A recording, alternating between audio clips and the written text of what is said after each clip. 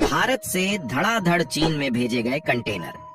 और इतने कंटेनर चीन में भारत के द्वारा भेजे गए कि भारत में कंटेनर का अकाल पड़ गया। लेकिन इसी बीच एक तरफ तो भारत के द्वारा चीन को धड़ाधड़ काफी बड़ी मात्रा में कंटेनर भेजे गए, वहीं दूसरी तरफ भारत ने चीन की टेंशन बढ़ा दिया,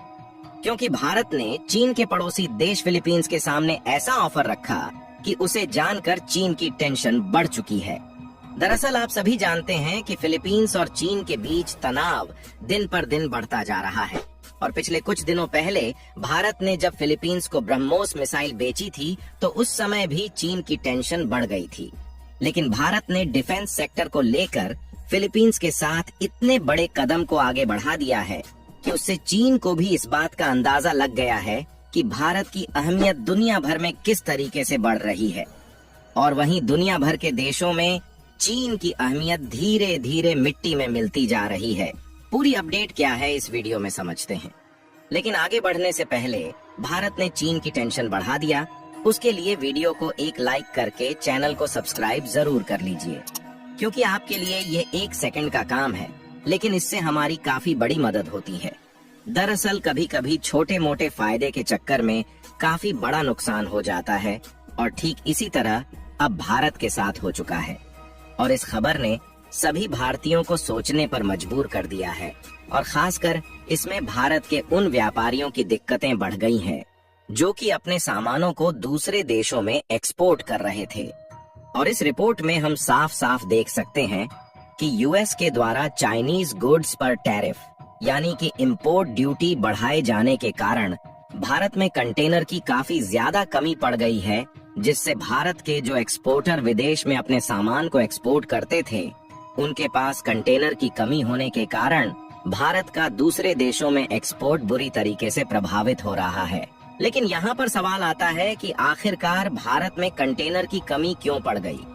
तो इसे समझने के लिए आप हमारी बातों पर ध्यान दीजिए ताकि आपको यह सारी चीजें आसानी से समझ में आ सके।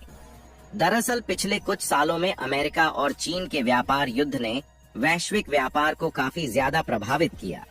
जिससे वैश्विक सप्लाई मार्केट में काफी ज्यादा हलचल मच गई,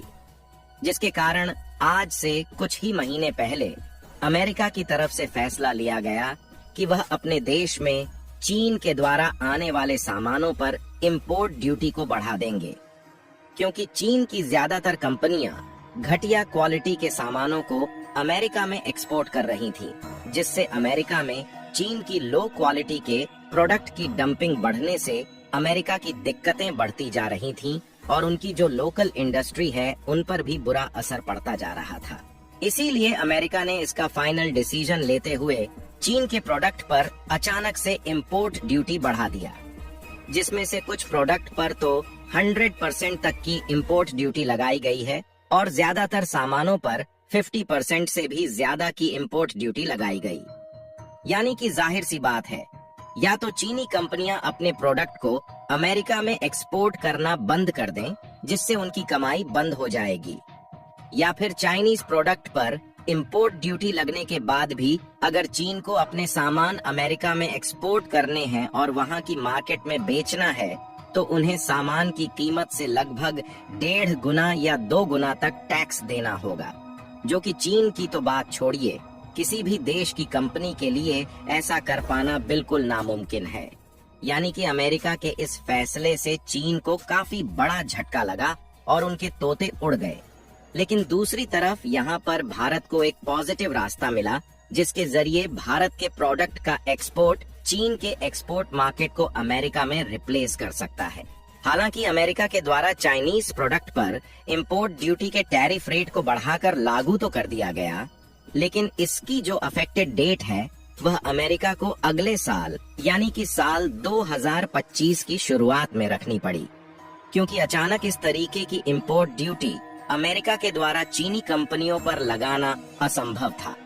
लेकिन जब चीनी एक्सपोर्टर को यह बात मालूम चली कि उनके प्रोडक्ट पर जो अमेरिका के द्वारा इंपोर्ट ड्यूटी बढ़ा दिया गया है वह अगले साल से लगना शुरू हो जाएगी, तो उन्हें थोड़ी राहत मिली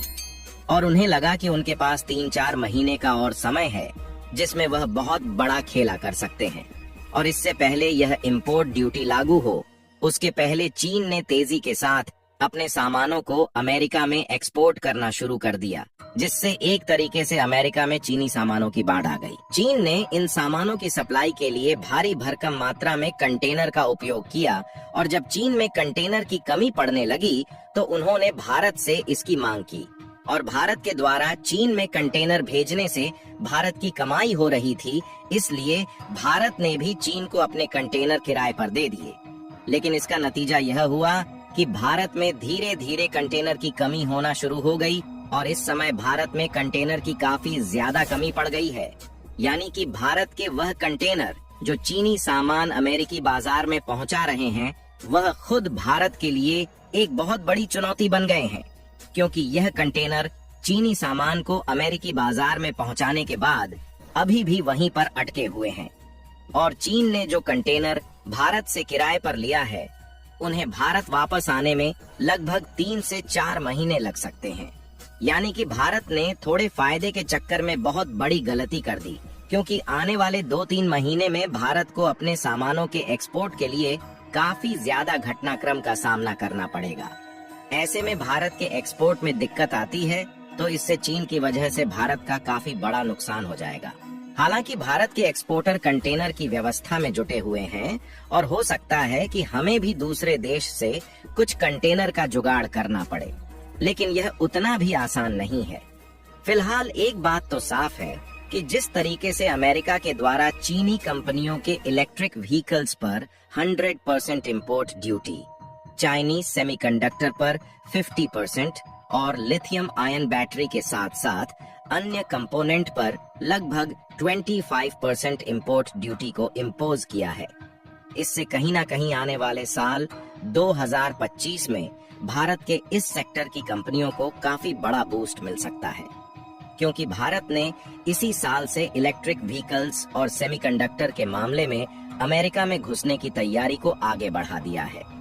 जिससे भारत को सेमीकंडक्टर के मामले में वैश्विक लीडर बनने से कोई भी देश नहीं रोक सकता। और दूसरी तरफ चीन की इन इंडस्ट्रीज का डूबना तय हो चुका है। और इसके अलावा भारत ने एक ऐसे रणनीतिक कदम को आगे बढ़ाया है जिससे चीन की टेंशन पहले से दोगुनी हो चुकी है, क्योंकि भारत ने हाल ही में चीन के कट्टर दुश्मन माने जाने वाले फिलीपींस के साथ अपने डिफेंस प्रोडक्शन को मिलकर बढ़ाने की शुरुआत कर दी है, जिसमें भारत और फिलीपींस पार्टनरशिप के रूप में डिफेंस हथियारों के प्रोडक्शन को काफी ज्यादा बढ़ाने जा रहे हैं और साथ ही अपनी डिफेंस सिक्योरिटी को भी दोनों देश मिलकर आगे बढ़ाएंगे। आपको बता दें कि फिलीपींस वही देश है जिसको कुछ महीने पहले भारत ने अपने ब्रह्मोस मिसाइल को बेचा था और उस समय भी चीन को उसकी औकात समझ में आ गई थी। लेकिन अब दोनों देश डिफेंस पार्टनरशिप करने जा रहे हैं तो इससे चीन की जो साउथ चीन सी और इंडियन ओशियन में उछल कूद है वह बंद होने जा रही है। फिलहाल आपको क्या लगता है कि आगे चलकर चीन के साथ क्या होने वाला है? अपनी राय कमेंट में जरूर बताएं। और हमने इस वीडियो में सही जानकारी लाने के लिए काफी ज्यादा रिसर्च किया है, उसके लिए वीडियो को एक लाइक करके अपने मित्रों तक शेयर जरूर करें।